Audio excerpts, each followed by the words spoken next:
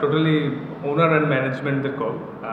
বিজয় ভাইয়ের সাথে তো আমি অনেক দিন ধরে খেলছি আন্ডার 19 থেকে, তো ওনাদের সাথে বিজয় ভাইয়েরও কথা হয়েছে, সবাই মিলে ডিসিশন নিছে, তাই আমার বলছে যে কয়টা ম্যাচ তুমি করো, তাই আমি করা, এটাই আর কিছু। এটা তাদের ব্যক্তিগত বিষয়, এটা আমার দেখার বিষয় না আসলে। না আসলে দেখেন, স্টার্টটা ভালোই হয়েছিল, পরে 5টা ক্যাচ মিস হয়েছে। এটা যদি 190-এর জায়গায় 150-60 হয়তো ডিফারেন্ট গেম হইতেও পারতো।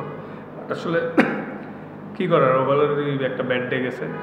হ্যাঁ, লাস্ট ম্যাচে হয়েছে, এই ম্যাচে হয়েছে, হয়তো সামনেও হবে, কিন্তু কিছু করার নেই, প্রসেসে থাকতে হবে। এরপরে আল্লাহ যে কটা উইকেট দেয় সেইগুলো নিয়েই যাই। তবে ইম্পর্টেন্টটা হচ্ছে আল্লাহ যাতে আমার সুস্থ রাখে এবং ভালো বোলিং করতে পারে কিনা, এটাই। টু বি অনেস্ট, একদম ডে 1 থেকেই কিন্তু ড্রাফটের পরেই মোটামুটি দেখা গেছে যে কম্পেয়ার করলে অন্যান্য টিমগুলোর তুলনায় আমাদের টিমটা একটু উইক। কোয়ালিটিফুল প্লেয়ারের অভাব আছে, বাট যদিও যারা আছে তারাও ভালো প্লেয়ার, বাট কম্পেয়ার যদি অন্য টিমগুলোর সাথে করেন সেই হিসাবে তুলনামূলক একটু উইক। তো এর মধ্যে আরও যখন ব্যাট ডে যায় তাহলে তো বুঝতেই পারছেন কী হয়, ঠিক আছে। তো হোপফুলি আরও 3টা ম্যাচ আছে, 2টা ম্যাচ জিতলে দুইটা ম্যাচ জিতলে স্টিল উই হ্যাভ চান্স। মানে প্রসেসে থেকে সেরা চেষ্টা করা ছাড়া কিছু করার নাই। যদি চিন্তা করেন ওভারঅল, শুধু আজকেরটা না, বেশ কিছু ম্যাচই কিন্তু আমরা হারছি। 2-1টা ম্যাচ ক্লোজে যায়, 2-1টা বাজেভাবে, তো হয়তো আমরা 8টায় মাত্র 2টা জিতছি। যদিও আমার লাস্ট 3 বছর ধরে এমন এক্সপিরিয়েন্স হচ্ছে, ঠিক আছে, কিন্তু হোপফুলি সামনে বেটার ডেজ আসবে ইনশাল্লাহ অ্যাবাউট বিপিএল।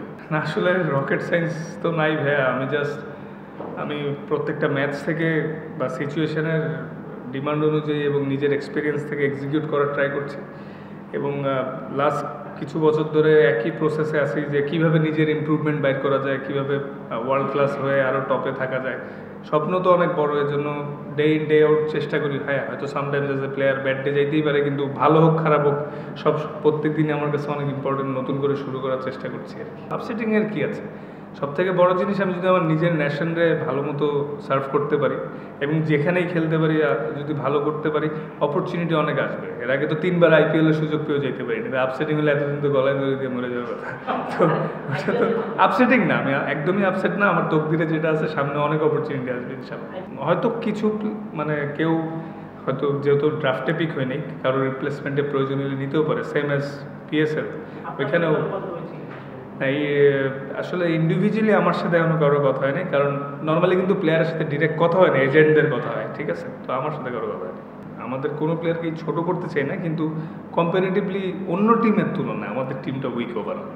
ফরেন বলেন, লোকাল 3-4 জন মার্কি প্লেয়ার আছে, আমি সহ।